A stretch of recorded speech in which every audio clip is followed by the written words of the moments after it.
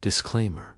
The airplane cabin was buzzing with quiet chatter and the usual pre-flight bustle. But what happened next would silence everyone and turn a routine trip into a breaking news headline. When a flight attendant publicly slapped a pregnant black woman on Flight 782, she assumed she could get away with it. Just another passenger. Just another problem to shut down. What she didn't know, that the woman's husband was the silent owner of the entire airline, and that slap, it was about to cost her everything. Amina Bennett was glowing with joy.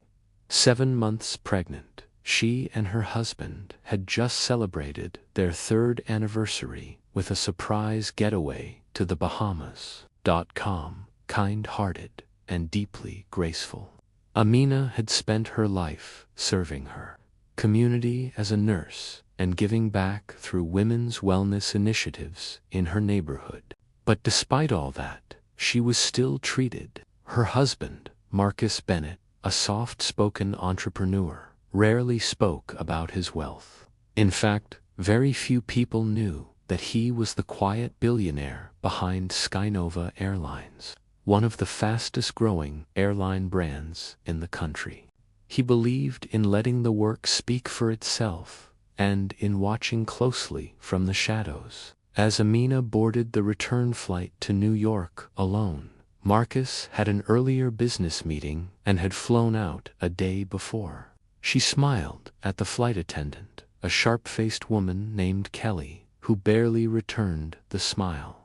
Amina moved slowly down the aisle, her baby bump, making it a bit difficult to maneuver her carry-on. "Excuse me," she said politely, trying to adjust her seat. But Kelly rolled her eyes. "You're holding up the line," she snapped. "Move faster." Amina's smile faded. She quietly took her seat. But that was only the beginning. The flight hadn't even taken off when things escalated. Amina politely asked for assistance with her bag. Kelly barked back, "It's not my job to babysit." Several passengers glanced over, uncomfortable. Later, when Amina asked for water and politely mentioned that she was feeling faint, Kelly returned, not with water, but with attitude. "You people always have something to complain about," she muttered. Amina froze. "Excuse me?" she asked. Kelly stepped in closer.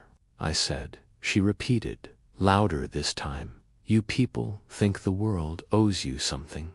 Gasps came from the rows around her. Amina tried to keep her composure. "Look," she said, "I don't want trouble. I just—" Before she could finish, Kelly raised her hand and slapped her across the cheek. The cabin fell silent. A pregnant black woman slapped in front of everyone. Amina sat stunned, her hand on her cheek. Tears welled in her eyes, not just from pain but from shock, from humiliation. One passenger stood up, then another. Phones were recording. Whispers turned into outrage. But Kelly, full of arrogance, said loudly, "This plane doesn't fly until she's removed." Amina reached for her phone.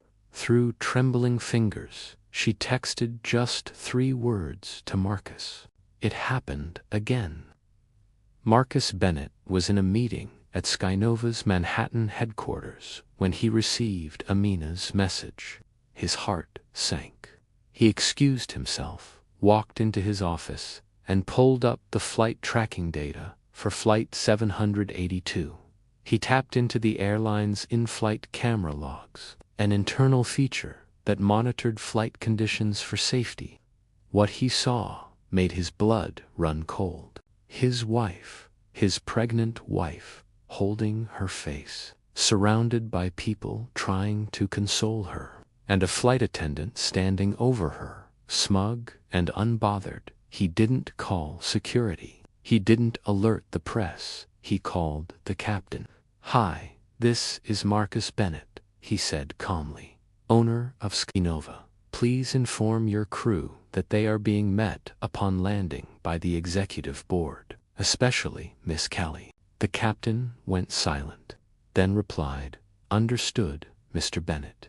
When the plane touched down in New York, police were waiting, but not for Amina. Kelly stepped out confidently, only to find herself face to face with a line of board members, attorneys, and worst of all, Marcus Bennett himself. She looked confused, then horrified. Marcus stepped forward, calm but firm.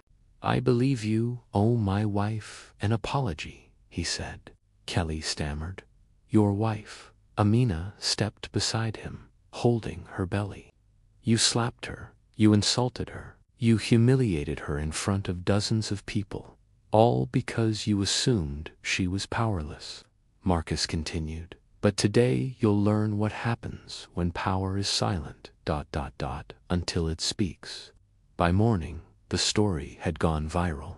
Flight attendant slaps pregnant woman, turns out she's the airline owner's wife. Justice at 30,000 feet. The slap that brought down an empire. Marcus held a press conference, not to shame Kelly, but to talk about why this happened. "It's not just about one flight attendant," he said. "It's about a system that lets people in uniform treat others as less than human. My wife is strong, but what if she hadn't been? What if there were no witnesses?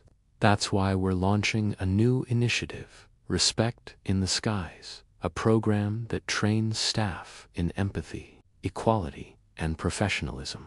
Kelly was fired, publicly and permanently banned from all aviation jobs within the Skynova network. Her license was revoked. Amina, though shaken, chose grace. "I'm not angry anymore," she said in a televised interview. "I'm just relieved that people finally saw it, that someone listened, that silence didn't win." She later gave birth to a healthy baby girl. They named her Justice. What are your thoughts on this story? Comment and subscribe, Lifelines.